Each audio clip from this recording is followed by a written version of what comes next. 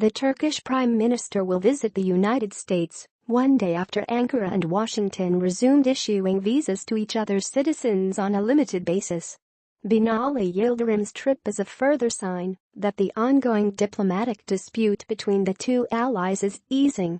Yildirim is expected to land in Washington, D.C. on Tuesday and is scheduled to meet Mike Pence, U.S. Vice President, shortly after his arrival. They are set to discuss the visa dispute, which was triggered by the arrest of a U.S. Embassy employee last month, and the extradition of Fethullah Gulen, a U.S.-based self-exiled religious leader accused by Ankara of orchestrating the July 2016 attempted coup in Turkey. Read more.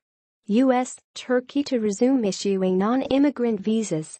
The limited reissuing of visas between the United States and Turkey can be seen as a positive development, Yildirim said before he left the Turkish capital.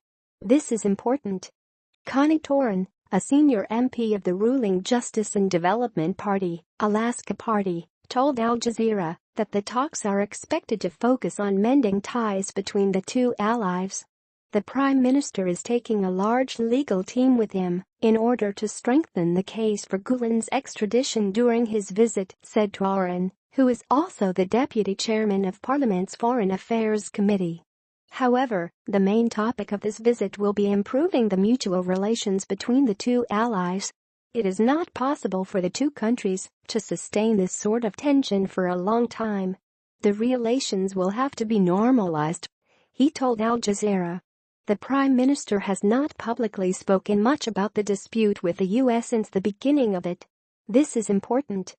Last month, Washington canceled visa appointments of Turks amid concerns over the security of the U.S. mission and personnel. The move was in response to Turkey's detention of a Turkish citizen working for the U.S. consulate in Istanbul. Ankara reciprocated by freezing e-visas and visas on arrival for U.S. citizens hours later the same day. Resumption of visas. Late on Monday, the U.S. Embassy in Turkey announced the limited resumption of non-immigrant visas for Turkish nationals, adding that Washington received assurances that there were no additional local employees of the mission under investigation. According to the statement, Ankara assured the U.S. that no local embassy staff would be detained or arrested for performing their official duties. Shortly after, the Turkish embassy in Washington, D.C., said that it was also resuming issuing visas to U.S. citizens on a limited basis, but refuted the U.S. claim that Ankara gave such assurances.